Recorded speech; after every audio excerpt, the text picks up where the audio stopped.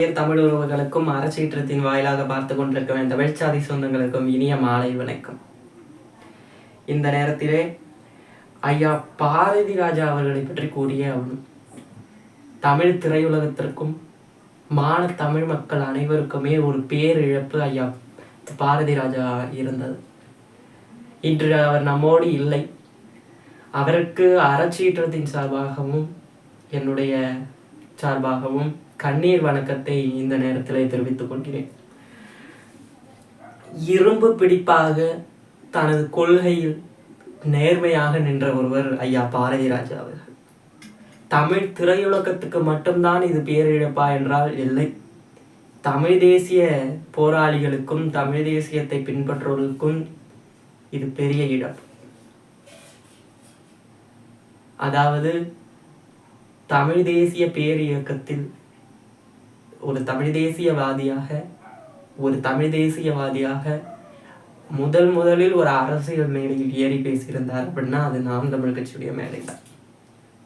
நான் ஏன் பேசுகிறேன் அப்படின்னு சொன்னதுக்கு காரணம் நான் ஒரு தமிழன் என்று சொன்ன ஒரு மாமனிதர் என்று நம்மோடு இல்லை. இதை ஏற்க மனம் மறுத்தாலும் இதை ஏற்று கடந்து செல்லத்தான் வேண்டும்.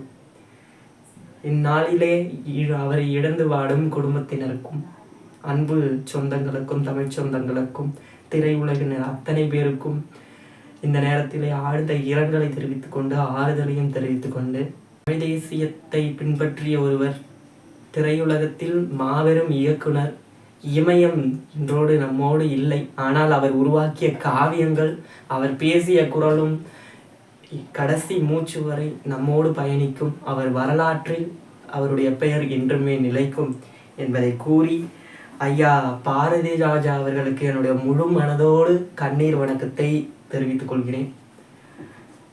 இந்த காணொளியிலே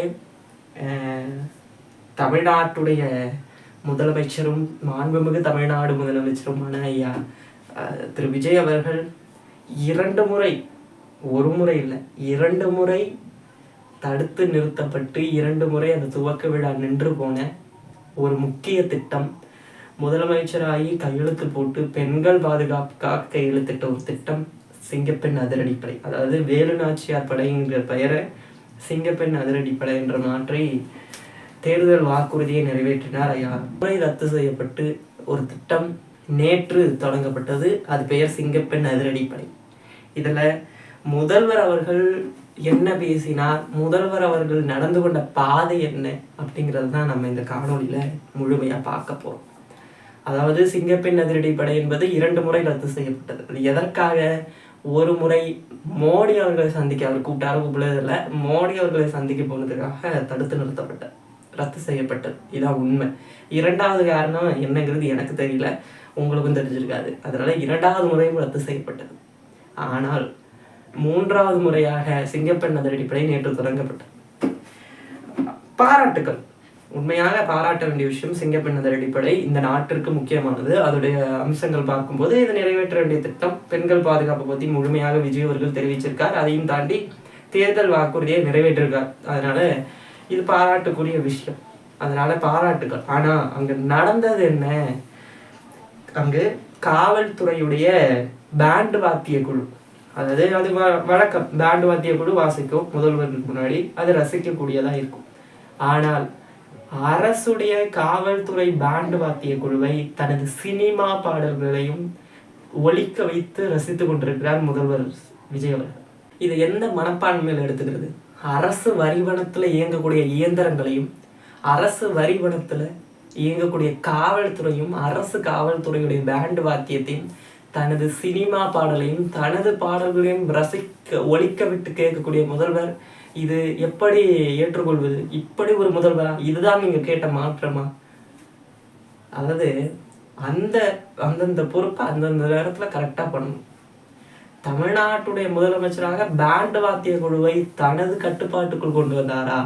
தனது படப்பாடல்களை, சினிமா படப்பாடல்களை ஒலிக்க வைத்து கேட்பதுதான் மாற்றமா? இது வன்மையாக கண்டிக்க வேண்டிய விஷயம். இதை பேசாம எப்படி போறது? இது 6 மாசம் சின்ன பேசுறதா இல்ல ஹனிமூன் பீரியட்னு விட்டுட்டு போறதா? ஒரு காவல்துறையை ஹனிமூன் பீரியட்னு சொல்லிக்கிட்டு அதை ஒதுக்கி வைக்கிறீங்க. ஒரு காவல்துறையை ஹனிமூன் பீரியட் என்று சொல்லிக்கொண்டு உங்களுடைய சினிமா பாடல்களை ஒழிக்க வைத்து ரசித்து கொண்டிருக்கிற ஒரு அரசு நிகழ்ச்சி. இது ஒன்று கட்சி நிகழ்ச்சியிலேயே அரசு நிகழ்ச்சி, ஒரு துவக்க விழா. அதில் சிங்கப்பெண்ணு அப்படிங்கிற மாதிரி அந்த பாடு தமிழன் தான் என்னாலோ அப்படிங்கிற மாதிரி நினைக்கிற அந்த பிஜிஎம், அது ஒரு பிஜிஎம்னு அதை போட்டு விட்டாங்க. அதையும் ரசித்து கொண்டிருக்கு. இது அரசு பணத்துல, வரி பணத்துல இயங்கக்கூடிய காவல்துறையும் அரசு இயந்திரத்தையும் பயன்படுத்துவது வன்மையாக கண்டிக்கத்தக்கது. இதை எப்படி தமிழ்நாடு முதலமைச்சர் செய்யலாம்? இத்தனை நாட்டு அமைச்சர் அவங்க நடிச்ச படத்தை போட்டாங்க. ஏன் எம்ஜிஆர் அப்படி போட்டாரா? எம்ஜிஆர் நடிக்கிறதானே அவர் போட்டாரா? இதான் வரலாறு திரும்புகிறதா? இதுதான் நீங்கள் கேட்ட மாற்றமா? இது மட்டும் இல்லை, சிங்கப்பெண் அதிரடிப்படையுடைய இயக்கத்துடைய தொடக்க துவக்க விழாவில் ஒரு ஏஐ காணொளி போடப்படுது. அத்தனை தமிழ் பிழைகள், ஒரு ஏஐ வீடியோ வருதுன்னா அதில் தமிழ் பிழைகள் வரும், அது ஏற்றத்தக்கது. ஆனால் அதையும் மாற்ற முடியும், அதுதான் ஏஐ. எங்கள்கிட்ட கொடுத்துருந்தா கூட நல்லா படிப்போம். தமிழ்நாடு அரசு வாய்மையை வெல்லும்க்கு அத்தனை ஃபில்லிங் மிஸ்டேக், அந்த ஏஐ வீடியோவில் 1000 ஃபில்லிங் மிஸ்டேக் இருக்குது. இதுக்காக தான் 2 நாள் ரத்து பண்ணீங்களா? 2 வாட்டி ரத்து பண்ணீங்களா? அந்த சிங்கப்பெண் அதிரடிப்படைய ஏஐ வீடியோ தமிழ் பிழையோடு வெளியிடப்படுது. இதையுமா செக் பண்ணி எடுக்கலை? இதை 6 மாதம் சொல்லி கேள்வி கேட்குறதா, இல்லை அடிமூன் பிளேட்டுன்னு விட்டுட்டு போகிறதா? அப்படியே போனால் தமிழ்நாட்டுடைய முதலமைச்சர், மாண்புமிகு தமிழ்நாடு முதலமைச்சர் ஐயா விஜய் அவர்கள் உரையாற்றுறார். ஒரு 20 நிமிடங்கள் உரையாக இருந்திருக்கும்னு நினைக்கிறேன். அந்த உரையில் பேசியது எல்லாமே ரசிக்கக்கூடியதாக இருந்தது. ஒன்று சொன்னார், தனி மனிதன் ஒழுக்கமாக இருந்தால் இந்த சமூகம் மாறும் அப்படின்னு முதல்வர் விஜய் அவர்கள் சொன்னார். என்ன சொன்னார்? தனி மனிதன் ஒழுக்கமாக இருந்தால் இந்த சமூகம் மாறும். பாராட்டுகள், இது உண்மையான கருத்து, ஏற்க கருத்து. எது? தனி மனிதன் ஒழுக்கமாக இருந்தால் இந்த சமூகம் மாறும் என்பது ஏற்கத்தக்க கருத்து. ஆனால் இதை யார் சொல்றது? நான் வேற நினைச்சேன், பட் ஆனால் இது தனி மனிதன் ஒழுக்கமாக இருந்தால் இந்த சமூகம் மாறும்போது யார்கிட்ட சொல்லணும்? தமிழ்நாடு முதலமைச்சர் உங்க தாவேகா நிர்வாகிகிட்ட சொல்லணும். அதாவது தூத்துக்குடியில கூட்டு பாலியல் வன்கொடுமை செய்யப்பட்டு ஒரு பெண் இருந்து 2 பேர் கைது பண்றாங்க. எதுல? தாவேகா நிர்வாகி. அது மட்டுமா, சென்னையில பாலியல் வன்கொடுமைக்கு தூண்டிய தினேஷ் என்பவர் கைது செய்யப்படுறாங்க. யாரு? தாவேகால் உள்ளவர்.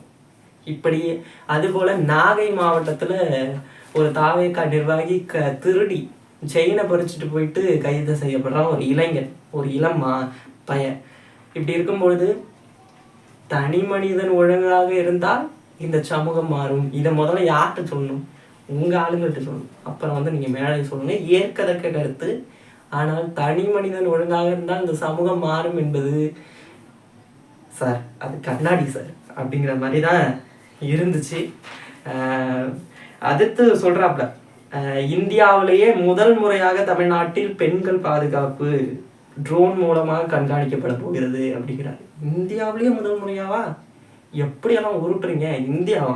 18/4/26 18/4/2026 பெண்களின் பாதுகாப்புக்காக ட்ரோன் மூலம் பணிகள் செய்வது இதற்கு முன்பே இந்திய ரயில்வே திட்டத்தின் மூலியமாக ஹைதராபாத்தில் இருக்கு. நம்ம சொன்னீங்களே, இந்தியா முதல் முறையாக ட்ரோன் ஷாட் வச்சு பெண்களை பாதுகாக்கிற அரசு நம்ம தான் அப்படின்னு சொன்னீங்களே, அப்படியெல்லாம் ஒன்றும் இல்லையா? அதே போல 26/6/2023 அன்றே சென்னை பெருநகர காவல்துறையில் ட்ரோன் காவல்துறை என்ற திட்டம் அறிமுகப்படுத்தப்பட்டிருக்கு. இப்போ இது இந்தியாவிலேயே முதல் முறையா ட்ரோன் வச்சு பாதுகாக்கிற, பெண்களை பாதுகாக்கிற அரசு நம்ம அரசு தான் அப்படின்னீங்களே. இல்லையே, இப்படி இல்லாம உருட்டணும். பெண்கள் பிரச்சனையை பேசுறாரு. பெண்களுக்கு கண்கள், பெண்களுடைய பாதுகாப்புல நம்ம உண்மையா இருக்கணும். இத்தனை நாள் நடந்ததெல்லாம் இனி சரி செய்யணும். இதுக்காக நான் ஏத்துக்கிறேன். இத்தனை நாள், இந்த 20 நாட்கள் நடந்த பாலியல் குற்றம், கோவையில் 10 வயது சிறுமி இறந்தது, பாலியல் வன்கொடுமை, இதெல்லாம் ஏத்துக்கிறேன்னு அவர் சொல்லலை. நடந்தது நடந்துட்டு புது திட்டத்தை நம்ம கொண்டு வந்துருக்கோம். இனி நம்ம இன்னும் வீரியமாக களமாடுவோம் அப்படின்னு சொல்றார். களமாடுவோம்லாம் சொல்லலை, ஆனால் அப்படிதான் அவர் சொல்ல வந்தார், சொன்னார். பாராட்டுகள். முன்பை விட இன்னும் வீரியமாக நீங்கள் இந்த 5 வருஷம் போகணும், பெண்கள் பாதுகாப்பில் இருக்கணும். ஏன்னா உங்கள் அறிக்கையில் அப்படி தான் கொடுத்துருக்கீங்க. நீங்கள் மாற்று அரசியல், திமுக செஞ்சதே அதிமுக செஞ்சதையே செய்ய முடியாதுல்ல.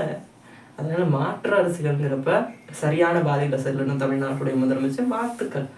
ஆனால் அதற்கு ஒரு ஏற்ற சரி கோவையில் 10 வயசு சிறுமி என் ஆட்சியில் இறந்துட்டு அது இனி நடக்காமல் நான் இப்படி பார்த்துக்கிறேன், இனி இந்த முதல் பொறுப்பை நான் ஏற்றுக்கிறேன் அப்படின்லாம் ஒன்றும் சொல்லலையே. பெண்கள் பாதுகாப்பு என்பது நேரடி கட்டுப்பாட்டில் இருக்கு, உங்களுடைய நேரடி கட்டுப்பாட்டில் முதல்வர் கண்காணிப்பில் இருக்கு. அப்படி இருக்கும் பொழுது உங்களுடைய தாவேக்காவில் உள்ளவர்கள்லாம் ஃபஸ்ட்டு இருக்கணும். தூத்துக்குடியில் தாவேக்கா நிர்வாகி 2 பேர் கைது செய்யப்படுறாங்க, கூட்டு பாலியல் வன்கொடுமை செய்யப்பட்டு ஒரு பெண்ணை கொன்று. சென்னையில் பாலியல் வன்கொடுமைக்கு தூண்டி தினேஷ் என்பவர் கைது செய்யப்படுகிறார். இது போன்ற பல பகுதிகளில் பாலியல் வன்கொடுமைக்கு ஆளாக்கப்படுறது யாரால? தாவேக்காவுடைய ஆட்களால. அப்படி இருக்கும்பொழுது பெண்கள் பாதுகாப்பை எங்க உறுதி செய்யணும்? உங்க இதுல.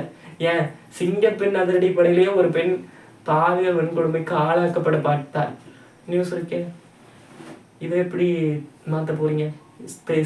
எந்த பெண்களை பாதுகாக்க சிங்கப்பெண் அதிரடிப்படை தொடங்கப்பட்டதோ அந்த பாதுகாப்பு படையிலேயே பாதுகாப்பு கம்மியா இருக்கு.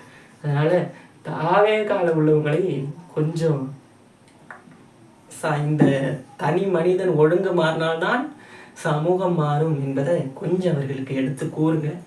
இன்னும் காலங்கள் இருக்கு, அதுக்காக 6 மாதம் சென்று தான் கேள்வி கேட்கணும், ஹனிமூன் பில்லை கேட்கக்கூடாது, இப்படிலாம் சொல்லவெல்லாம் முடியாது. கேள்விகளுக்கு பதில் சொல்லுங்கள். இப்போ திருப்பியும் கேட்குறேன், என்னைக்கு தான் செய்தியாளர்களை சந்தித்து பதில் சொல்ல போகிறீங்க?